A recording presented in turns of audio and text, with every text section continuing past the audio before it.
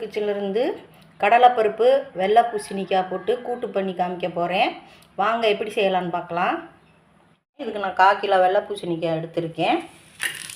கடலைப்பருப்பு 100 எடுத்து ஊற போட்டு வச்சுருக்கேன். 1 மணி நேரமாக ஊறி கடலைப்பருப்பு நல்லா ஊறிடுச்சு. இதை நான் ஒரு மஞ்சப்பொடி போட்டு 3 விசில் வச்சு எடுத்துகிட்டு வந்துடுறேன். நல்லா விதையெல்லாம் எடுத்துகிட்டு தோல் சீவி எடுத்து வச்சுருக்கேன். இதை நம்ம மீடியமாக பொடியாக கொஞ்சம் நறுக்கி வச்சுக்கரலாம் கூட்டுக்கு. இப்போ நான் கூட்டுக்கு அரைக்க 1/2 மூடி தேங்காய் திரி வச்சுருக்கேன். 1 ஸ்பூன் ஜீரகம் போட்டிருக்கேன். 2 பச்சை மிளகா எடுத்து வச்சுருக்கேன். இது நல்லா வலுவலுன்னு அரைச்சி எடுத்துகிட்டு வந்துடுறேன்.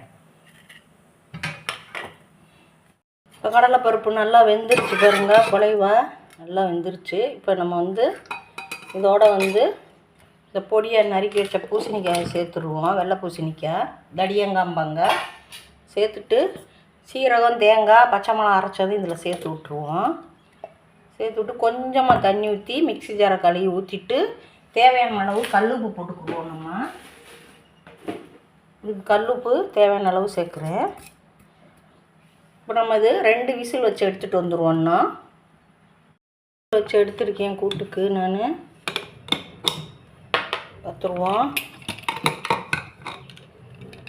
பொங்காமல் இருக்கிறதுக்கு உள்ளே ஒரு கரண்டி போட்டால் மேலே பொங்கி வராது. பாருங்கள் நல்லா வெந்துருச்சு பூசணிக்காய் கடலைப்பருப்பெல்லாம் பாருங்கள். இப்போ இதை நம்ம இதுக்கு ஒரு தாளிப்பு போட்டுருவோம். வாங்க தாளிக்கிறத பார்க்கலாம். இப்போ கடாயில் தேங்காய் எண்ணெய் ஊற்றிருக்கேன். எண்ணெய் காஞ்சிருச்சு. கடுகு சேர்த்துருவோம். கடுகு பொரியட்டும். நல்லா கடுகு நல்லா பொரியுது. கொஞ்சமாக உளுந்தம்பருப்பு சேர்த்துருக்கேன். அது நல்லா பொரியட்டும். ஒரு கிண்டி விட்டுருவோம். நல்லா பொரிஞ்சு வரட்டும். அடுத்து 1 மிளகா வத்த கிள்ளி வச்சுருக்கேன். 2 கொத்து கருவேப்பிலை, 1/2 ஸ்பூன் பெருங்காய பொடி. இப்போ அதையும் சேர்த்து விட்டுறேன். அடுப்பை குறைச்சி வச்சுக்கோங்க. இப்போ நம்ம இந்த கூட்டை எடுத்து இதில் சேர்த்துடலாம் கொஞ்சம் கொஞ்சமாக.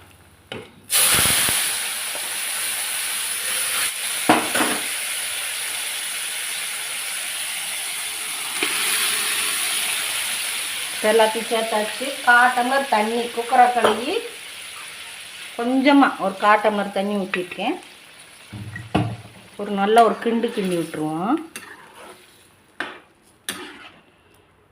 ஒரு 5 நிமிஷம் அப்படியே கொதிக்கட்டும். இந்த ஸ்டேஜில் உப்பு தான் சேர்க்குறேன். உப்பு போட்டு நல்லா ஒரு கிண்டி விட்டுருவோம். இப்போ ஒரு மூடி போட்டு ஒரு 5 நிமிஷம் நல்லா கொதிக்கட்டும். மூடி ஃபுல்லாக போடக்கூடாது, அரைதாக தான் மூடி வைக்கணும், பொங்கி தட்டிடும். நல்லா கொதிக்குது கூட்டு. ஒரு கிண்டி விட்டுருவோம். இப்போ இது ஆறுனா கொஞ்சம் கட்டி ஆயிரும் கடலைப்பருப்பு நல்லா குழஞ்சதுனால. இந்த ஸ்டேஜில் போதும். இப்போ நான் அடுப்பை ஆஃப் பண்ணிட்டேன். கூட்டு ரெடி ஆயிடுச்சு. இப்போ தடியங்காய் கடலைப்பருப்பு போட்டு கூட்டு வச்சு காமிச்சிருக்கேன். நீங்களும் இதேமாரி செஞ்சு பாருங்கள். ரொம்ப டேஸ்ட்டாக இருக்கும். சாதத்துக்கெல்லாம் சாப்பிட்றதுக்கு, சப்பாத்திக்கும் நல்லாயிருக்கும். இது குழந்தையெல்லாம் நல்லா விரும்பி உரப்பு இல்லாமல் நல்லா சாப்பிடுவாங்க. இதே மெத்தடில் நீங்கள் இந்த கூட்டு செஞ்சு பாருங்கள். எல்லாத்துக்கும் பிடிக்கும். ஷீலு கிச்சனுக்கு லைக் பண்ணுங்கள், ஷேர் பண்ணுங்கள், சப்போர்ட் பண்ணுங்கள். நன்றி.